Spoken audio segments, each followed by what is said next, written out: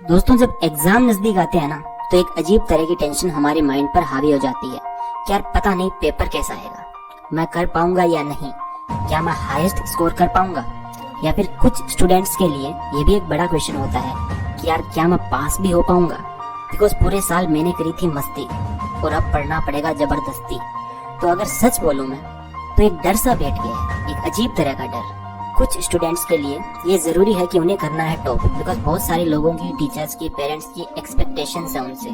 और कुछ स्टूडेंट्स को ज्यादा कुछ नहीं चाहिए, बस उन्हें पास होना है। तो आज इस वीडियो को देखते रहिए, आप सभी भाइयों को मेरी तरफ से कुछ स्पेशल और लास्ट मोमेंट टिप्स मिलने वाली है, जो आपको एग्जाम्स में अच्छा स्कोर करने में 100% हेल्प करेगी। और आपके एग्जाम की इस टेंशन को दूर करने की गारंटी मैं लेता हूँ। और ये वीडियो आपके लिए सबसे ज्यादा स्पेशल होने वाली है। आज हम बात करेंगे last moment tips to score highest.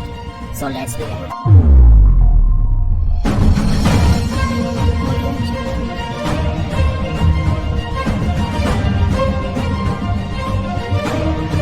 दोस्तों, आज मैं आपको वो सीक्रेट टिप्स बताने वाला हूँ, जब आपके हाथ में आपका क्वेश्चन पेपर आएगा तो आपको किस तरह से उस क्वेश्चन पेपर को हैंडल करना है और किस तरह से अपनी आंसर शीट में आंसर्स लिखने हैं।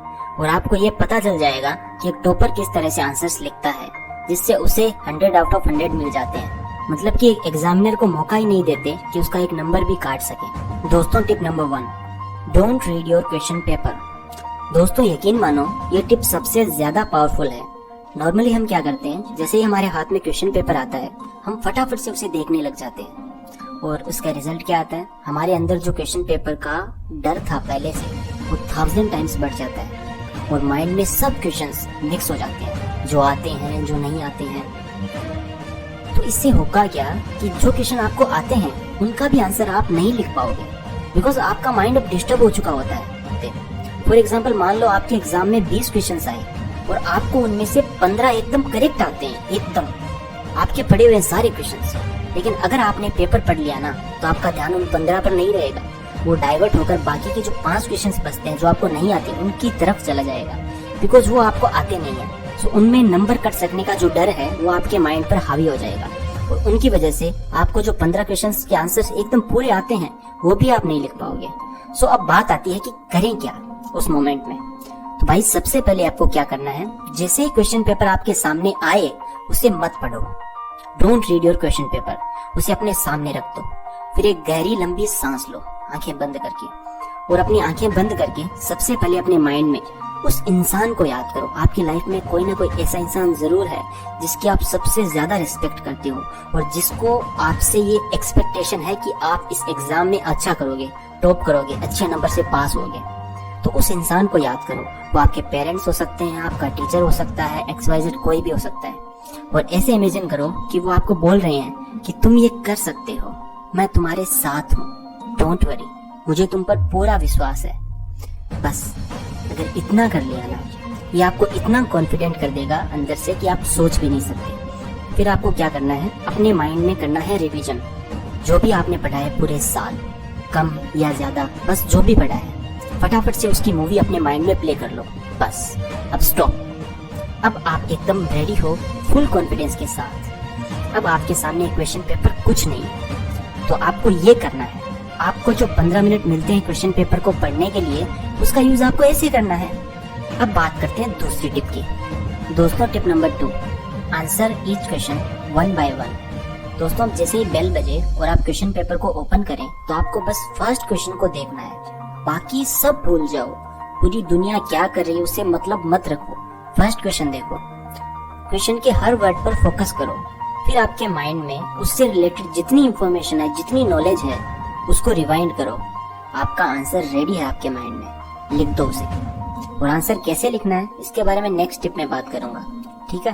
फर्स्ट क्वेश्चन हो गया, अब सेकंड क्वेश्चन पर आते हैं। इस क्वेश्चन पर अपना सारा ध्यान लगा दो। सेकंड क्वेश्चन पर वापस उस क्वेश्चन को ध्यान से पढ़ो। माइंड में वापस उससे रिलेटेड जो भी इंफॉर्मेशन है जल्दी से रिवाइंड करो। Again answer is ready in your mind, उतार दो कॉपी में।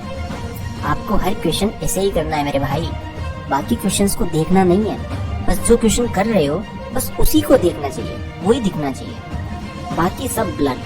आजकल जैसे आप अपनी फोटोज में करते हो ना बैकग्राउंड ब्लर, वैसे ही बाकी सब ब्लर। बस जो क्वेश्चन कर रहे हो सारा फोकस उस पर होना चाहिए। फिर तीर जो है वो डायरेक्ट निशाने पर ही लगेगा, अगर फोकस होगा निशाने पर, ना कि उसके आसपास के है। अब थर्ड क्वेश्चन देखो, अगर माइंड में रिवाइंड होता है, कोई इन्फॉर्मेशन है तो लिख दो, और अगर नहीं है, आपको क्वेश्चन नहीं आता है तो छोड़ दो, आगे बढ़ो। अब फोर्थ क्वेश्चन करो। तो ऐसे करना है, जब आप सारे क्वेश्चंस कर लेते हो जो आपको आते हैं, पहले से याद हैं, फिर आपको क्या करना है, सेकेंड राउंड में जाना है। जो क्वेश्चन आपने नहीं किए, छोड़ दिए थे, अब उनकी बारी है। हमने थर्ड क्वेश्चन नहीं किया था, चलो उसको करते हैं। थर्ड क्वेश्चन को देखो।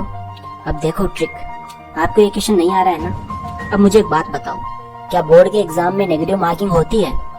ऑब्वियसली नहीं होती यार। अब ये बताओ, अगर आप इस क्वेश्चन को नहीं करते हो और खाली छोड़ देते हो तो आपके 2 मार्क्स तो गए, ये तो फाइनल है। लेकिन अगर आप इसमें कुछ लिख देते हो जो इस क्वेश्चन का एग्जैक्ट आंसर तो नहीं है, बट इससे रिलेटेड है और रेलेवेंट है, तो अब बताओ क्या इसमें आपको मार्क्स मिलने के चांसेस हैं? 100% चांसेस हैं। तो अब इसका आंसर कैसे लिखोगे? देखो, इस क्वेश्चन को पार्ट्स में तोड़ दो, मतलब कि हर वर्ड को अलग अलग कर लो। अब हर वर्ड पर अपना पूरा ध्यान लगाओ और सोचो कि आपके माइंड में इस वर्ड से रिलेटेड क्या क्या इंफॉर्मेशन है, क्या आपको इसके बारे में कुछ भी पता है? और पूरी इंफॉर्मेशन जो आपका माइंड आपको देता है, उसको कंबाइंड करके उसका आंसर लिख दो। बस ध्यान ये रहे कि ये आंसर रेलेवेंट होना चाहिए, मतलब उस क्वेश्चन के आंसर से रिलेटेड होना चाहिए। ये भी पॉसिबिलिटी है कि ऐसा करने से आप उसका एग्जैक्ट आंसर ही लिख दो, जो कि सही है। बिकॉज कई बार ऐसा होता है कि आप सही आंसर भी लिख देते हो ऐसे करके। बस ऐसे करके सारे क्वेश्चंस कर डालो। अब बताओ, पूरा पेपर कंप्लीट हो गया, इससे ज्यादा आप क्या कर सकते थे? आपने अपना 100% दे दिया भाई, ये बहुत बड़ी बात होती है। अब आपके मन में कोई अफसोस नहीं रहेगा, कोई रिग्रेट नहीं रहेगा, आप टेंशन फ्री होकर घर आओगे। Tip number 3, don't discuss with your friends. दोस्तों, ये टिप भी इक्वली पावरफुल है जितनी फर्स्ट और सेकंड थी। आपको पेपर देने के बाद अपने दोस्तों के साथ कुछ भी डिस्कस नहीं करना है, सेम डे उस पेपर से रिलेटेड। चुपचाप घर आ जाओ और नेक्स्ट पेपर की तैयारी करो। बिकॉज डिस्कशन से हो सकता है आपके फ्रेंड्स बोलें कि यार तेरा ये आंसर गलत है, हो सकता है उनका खुद का गलत हो, बट आपके माइंड को डिस्टर्ब जरूर कर सकते हैं वो। फिर आप नेक्स्ट पेपर पर पूरा फोकस नहीं कर पाओगे। अभी आप फुल कॉन्फिडेंट हो कि आपने जितना किया वो सब सही है, तो फिर आगे जो भी करोगे वो भी सही होगा और 100% करेक्ट होगा, एफिशिएंसी के साथ करोगे। तो आई होप आपको ये समझ आ गया होगा।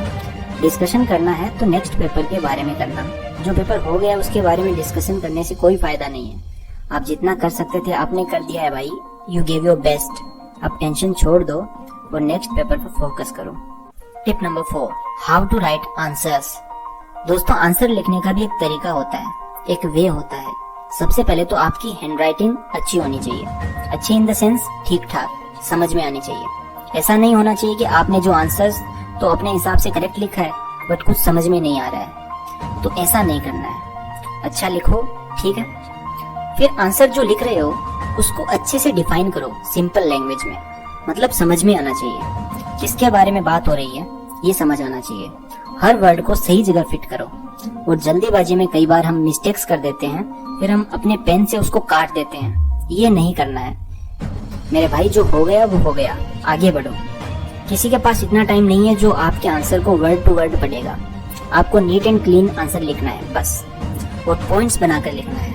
जैसे आप किसी को वो टॉपिक समझा रहे हो, उसके समझ में आना चाहिए और अच्छे से डिफाइन करो उसमें। और अगर एग्जैक्ट याद है किसी का आंसर तो एग्जैक्ट लिखो, बिकॉज आजकल जो एग्जामिनर है वो आपकी नॉलेज नहीं देखते हैं, आपने कितना रट्टा मारा है वो देखते हैं। ये भी ध्यान में रखना।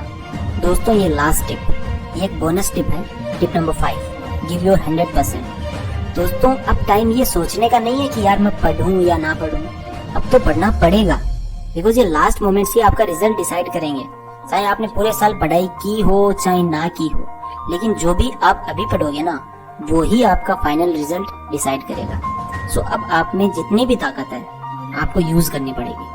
आपको बस अपना 100% देना है, बाकी टेंशन आप छोड़ दो कि रिजल्ट कैसा आएगा। मैं आपको गारंटी देता हूँ कि अगर आप अपना 100% देते हो तो रिजल्ट भी 100% आएगा। तो अपने आप पर बिलीव करो और थोड़ा मुझ पर भी। So thanks for watching and love you all.